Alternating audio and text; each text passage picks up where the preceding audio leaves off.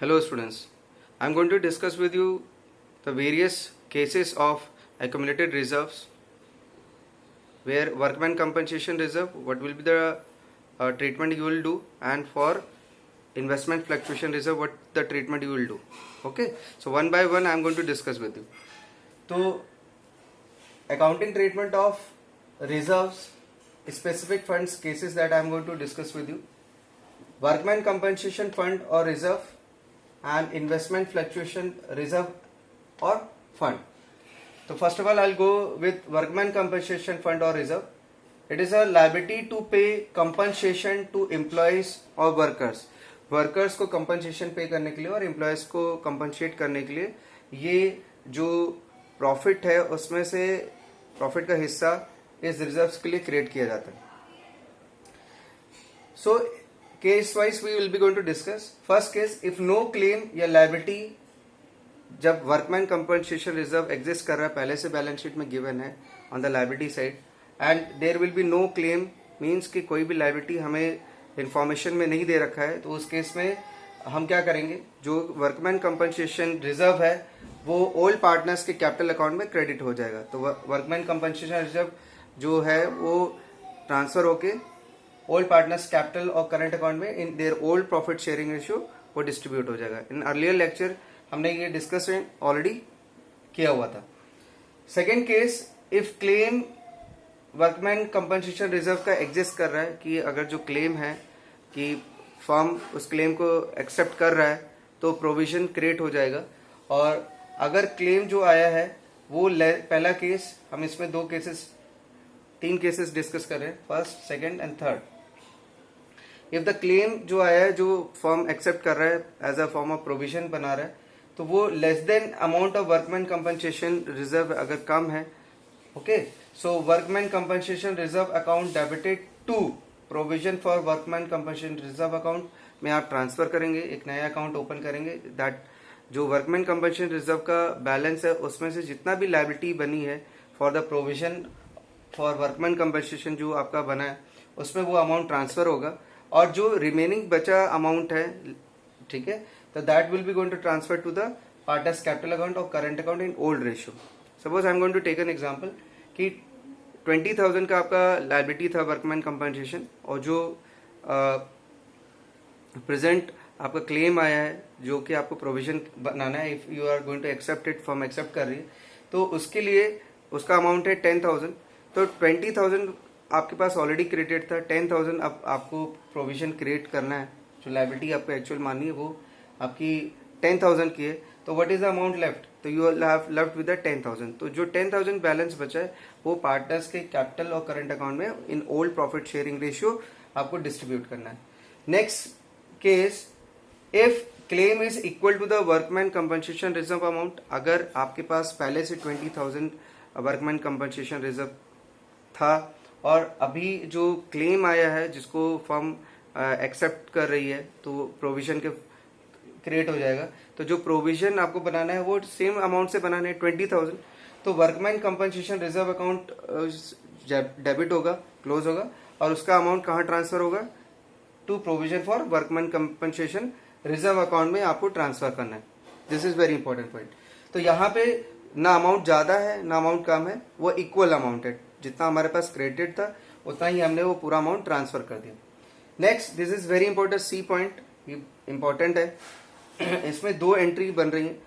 तो when more than amount of WCR, अगर जो हमारे पास अमाउंट पहले से क्रिएटेड है 20,000, I have already taken an example कि 20,000 अमाउंट है जो फिक्टिशियस मैंने लिया हुआ है.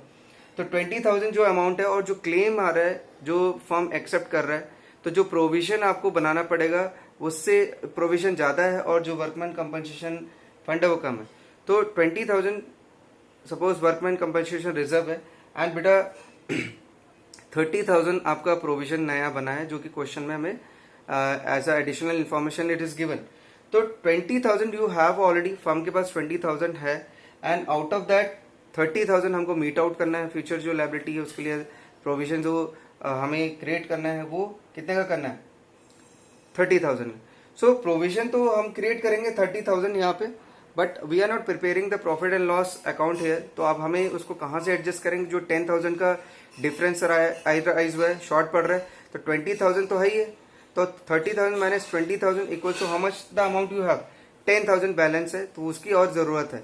तो 10,000 हम कहाँ से करेंगे? प्रॉफिट एंड लॉस अकाउंट तो प्रिपेयर किया नहीं हमने, तो we will be going to adjust it through the profit and loss adjustment account, और we can say revaluation account से हम उसको एडजस्ट करेंगे कि भाई 10,000 से जो बिजनेस फर्म की लायबिलिटी है वो बढ़ गई है प्रोविजन के फॉर्म में। तो जो प्रोविजन है वो वर्कमैन कंपनसेशन रिजर्व 10,000 जो बढ़ रहा है, हम उसको रिवैल्यूएशन अकाउंट में ट्रांसफर कर देंगे। तो revaluation account will be debited, ठीक है। तो क्योंकि जब लायबिलिटीज इंक्रीज होंगी तो रिवैल्यूएशन अकाउंट में हम उसको डेबिट साइड शो करेंगे बेटा, ओके। ये आप पॉइंट ध्यान में रखना है। I will be going to give you the explanation about the revaluation, वो लेटर ऑन आपसे लेक्चर्स में डिस्कस किया जाएगा। सो अब रिवैल्यूएशन अकाउंट आपने, मैंने इसलिए रेड इंक से इसको लिखा हुआ है, हाईलाइट किया हुआ है कि रिवैल्यूएशन अकाउंट में जो भी बैलेंसिंग अमाउंट है कि जो आपको ट्रांसफर करना है, ठीक है, वो अमाउंट यहाँ पे आपका जाएगा 10,000 अमाउंट। नाउ द नेक्स्ट, अब जो 10,000 रिवैल्यूएशन अकाउंट है उसमें तो आपने ट्रांसफर कर दिया। अब रिवैल्यूएशन अकाउंट को जब आप क्लोज करेंगे तो उसका जो लॉस आएगा, ठीक है, वो पार्टनर्स के बीच में डिस्ट्रीब्यूट होना है, क्योंकि लायबिलिटी जो है वो लॉस को बढ़ा देगी। तो जो लॉस है वो पार्टनर्स के बीच में in their old profit sharing ratio आप वो ट्रांसफर करोगे। तो ओल्ड पार्टनर्स कैपिटल अकाउंट या current account debited to revaluation account, ये अकाउंट रिवैल्यूएशन अकाउंट जो डेबिटेड था उसको क्रेडिटेड करना है। ट्रांसफर कहाँ करना है? उसका amount old partners capital account में ट्रांसफर कर रहे हैं, क्योंकि वो जो प्रोविजन पड़ा है जिसके कारण लॉस हुआ है, उस लॉस को आप पार्टनर्स के बीच में एडजस्ट कर रहे हो 10,000 amount in their old profit sharing ratio. तो this case is very important for the examination point of view. इसको आप अच्छे से बेटा ध्यान रखिएगा, ये आपको अच्छे से प्रैक्टिस करना है, okay. Now I am going with investment fluctuation reserve fund. अब investment fluctuation reserve fund, first of all we should know कि होता क्या है। तो to meet the fall in the market value of investment, जो market value है और जो हमारे पास जो बुक वैल्यू है उसकी वैल्यू में अगर फॉल आ रहा है या कम हो जा रही है मार्केट की पोजीशन जो है, और हमारी जो बुक वैल्यू की वैल्यू है वो क्या हो रही है? कम हो जा रही है, तो उसको मीट आउट करने के लिए हम investment fluctuation reserve fund create करते हैं, ताकि हम मार्केट के जो रेट्स है उसके बराबर एट पार पे आ सके, okay. Now first case, if the market value and the book value is same, जो बुक वैल्यू है कि जो हमने बुक वैल्यू हमारे बुक्स ऑफ अकाउंट के हिसाब से जो वैल्यू आ रही है और जो प्रेजेंट वैल्यू है उसकी मार्केट में, उसको अगर हम कंपेयर कर रहे हैं तो अगर वो दोनों सेम है तो कोई भी अमाउंट एक्सेस नहीं हुआ है, ठीक है, कोई भी अमाउंट सरप्लस नहीं हुआ, इक्वली है, तो हम क्या करेंगे? जो investment fluctuation reserve account debited है, क्योंकि बराबर है, तो यहाँ पे आगे हमें कोई भी जो मार्केट वैल्यू फॉल हुआ नहीं है, तो हमें उस इन्वेस्टमेंट फ्लक्चुएशन रिजर्व की कोई आगे यूटिलिटी नहीं है या यूज नहीं है। तो ये फंड आउट ऑफ प्रॉफिट आपने क्रिएट किया था, तो वो अब पार्टनर्स के बीच में आप वापस क्रेडिट कर दोगे, उनको दे दोगे, ठीक है, फर्म उसको वापस क्रेडिट कर देगी, क्योंकि इसका अब आगे यूज नहीं है। तो investment entry will be investment fluctuation reserve account, जो क्रेडिट बैलेंस शो कर रहा था उसको अब आप डेबिट कर रहे हो। ये सब आपको लायबिलिटी साइड मिलेगा, लास्ट लेक्चर में हमने ऑलरेडी डिस्कस करा हुआ है। तो इन्वेस्टमेंट फ्लक्चुएशन रिजर्व आपको लायबिलिटी साइड मिलेगा जो बैलेंस शीट होगी, और ये क्रेडिट बैलेंस शो करेगा, और इसको आपने क्या करना है? पार्टनर्स के कैपिटल अकाउंट में ट्रांसफर करना है। दैट्स वाई आप इसको क्या कर रहे हो? तो आपने इसको डेबिट करना है और partners capital account will be credited with the amount in old profit sharing ratio. तो ओल्ड रेशियो में आपको डिस्ट्रीब्यूट करना है। This is very important point. Now when the market value, second case हम केस ले रहे हैं, when the market value is less than the book value, जो मार्केट वैल्यू है is less than the book value, मतलब business की जो book value है वो ज्यादा है और जो मार्केट की वैल्यू है वो कम है। सपोज बिजनेस की बुक वैल्यू हम एक एग्जांपल के साथ लेते हैं, पहले 20,000 ले लेते हैं, तो मार्केट वैल्यू भी 20,000 थी फर्स्ट केस में ले लेते हैं, एंड बुक वैल्यू भी 20,000 है, तो सेम था, तो वो 20,000 पार्टनर्स के कैपिटल अकाउंट में हमने डिस्ट्रीब्यूट कर दिया। Now I am going to take the another example कि मार्केट वैल्यू जो है जब लेस देन बुक वैल्यू है, तो पहले जो बुक वैल्यू है वो 20,000 है और मार्केट में वैल्यू हो गई सपोज 10,000, ओके। सो इसमें भी हमें केसेस देखने, वेरियस केसेस हैं कि पहला, fall in value is less than the investment fluctuation reserve, कि जो वैल्यू उसकी कम हुई है, क्या वो फ्लक्चुएशन जो रिजर्व ऑलरेडी क्रिएटेड है, इन्वेस्टमेंट की जो वैल्यू कम हुई है वो फ्लक्चुएशन रिजर्व से कम है या ज़्यादा है या बराबर है, तो वो हमें इंपॉर्टेंट पॉइंट ध्यान में रखना है।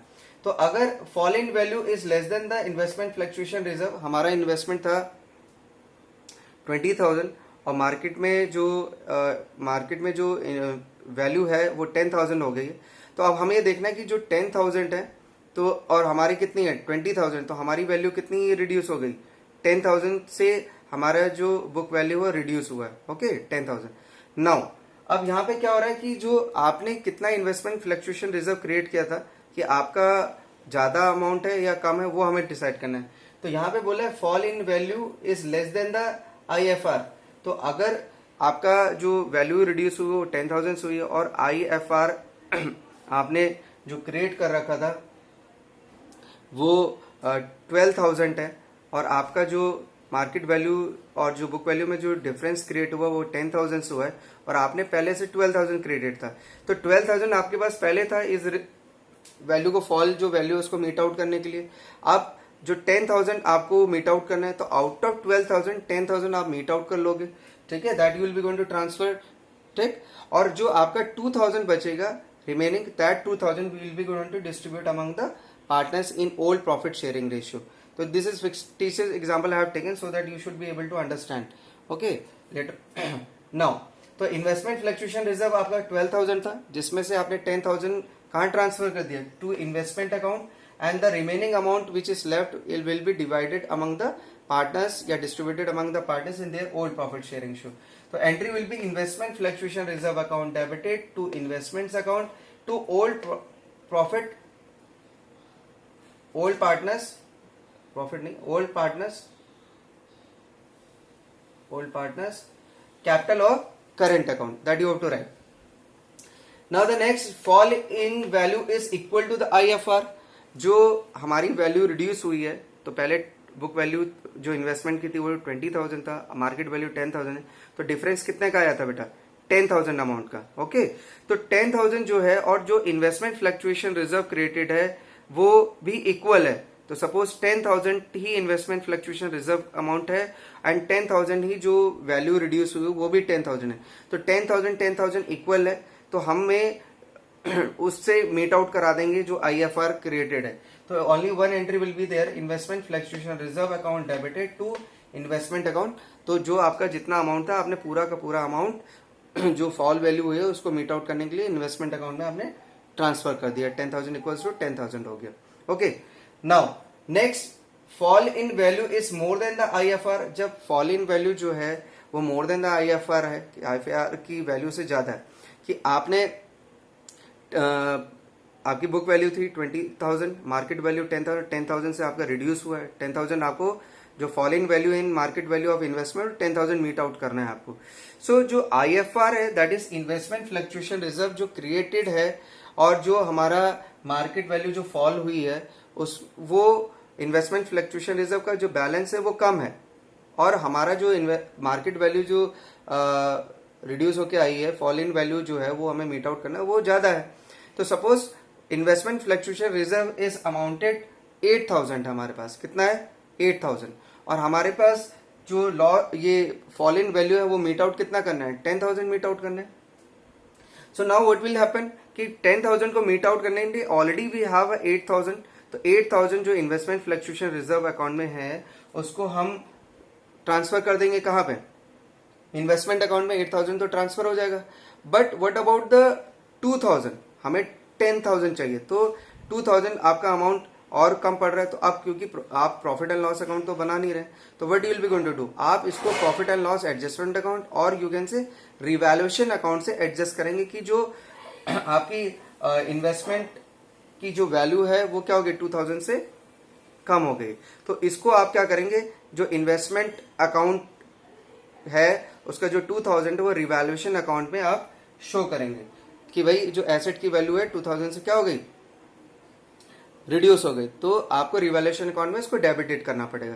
तो वैल्यू रिड्यूस हुई तो वो लॉस को बढ़ाएगा, तो loss you have to record.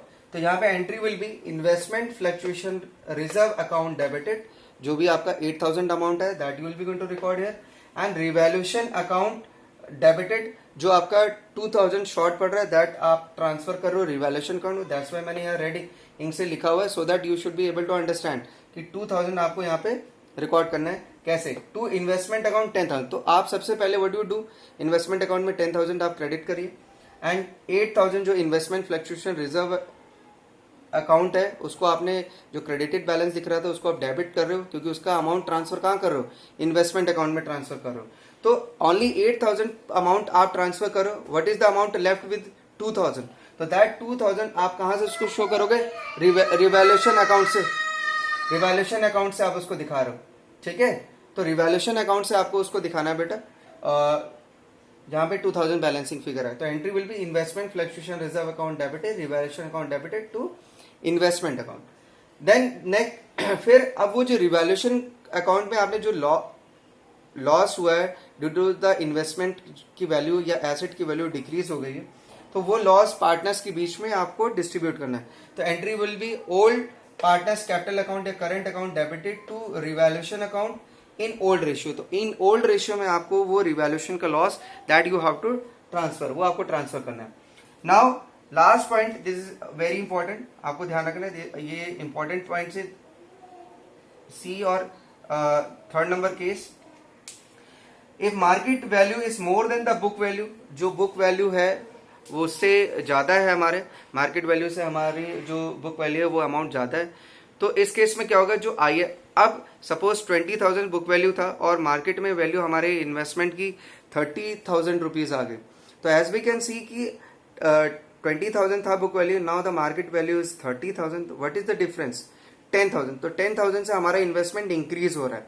तो इन्वेस्टमेंट व्हेन इंक्रीज, तो अब वो जो increase in value of investment हो रहा है तो उसको हम कहां से दिखाएं, वो हमारे प्रॉफिट्स को बढ़ा देगा, तो हम उसको रिवैल्यूएशन अकाउंट या profit and loss adjustment account we called it. Revaluation account आप ध्यान रखिए ज्यादा से ज्यादा, रिवैल्यूएशन अकाउंट में हम उसको क्रेडिट साइड शो करेंगे कि भाई एसेट की वैल्यू हमारी इंक्रीज हो गई, तो इंक्रीज वैल्यू हम रिवैल्यूएशन में उसको क्रेडिट साइड शो करेंगे।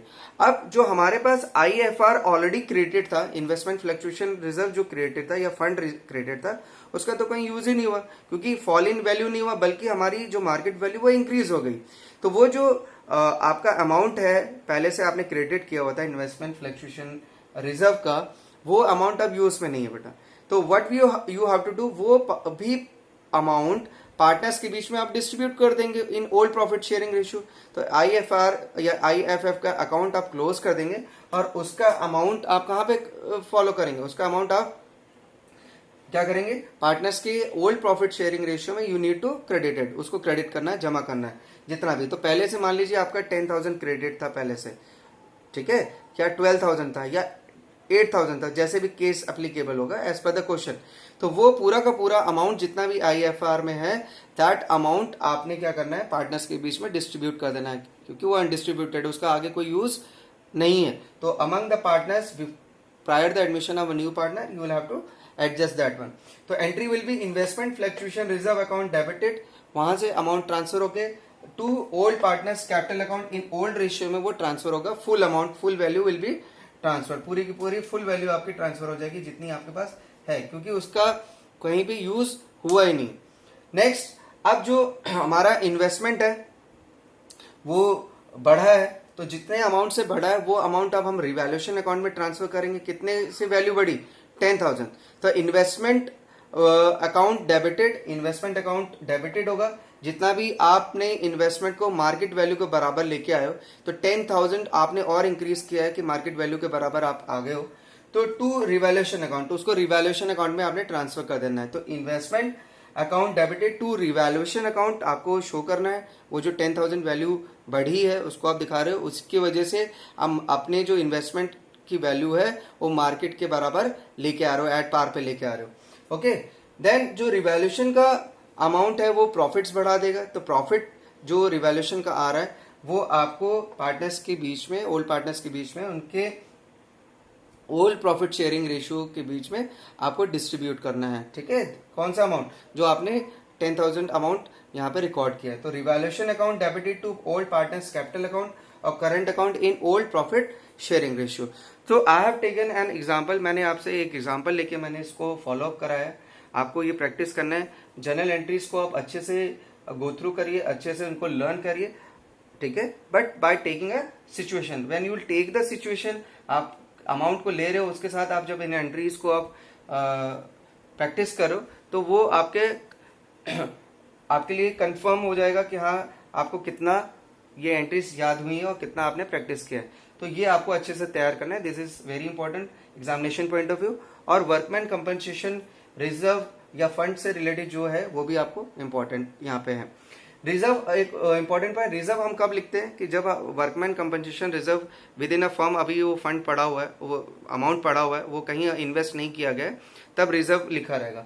और अगर वो जो फंड, तब हम लिखते हैं वर्कमैन कंपनसेशन फंड, टर्म लगेगा फंड जब उससे लग जाएगा कि जब आपने जो वर्कमैन कंपनसेशन के लिए जो प्रॉफिट सेट असाइड किया था, रखा हुआ है, उस फंड को आपने आउट ऑफ बिजनेस इन्वेस्ट कर दिया है ताकि आपका फंड और बढ़े, ठीक है। तब आप वर्कमैन कंपनसेशन फंड वहां लिखते हैं, और अदरवाइज वर्कमैन कंपनसेशन रिजर्व। बस इतना सा डिफरेंस है that you should know about it. Okay, so thank you.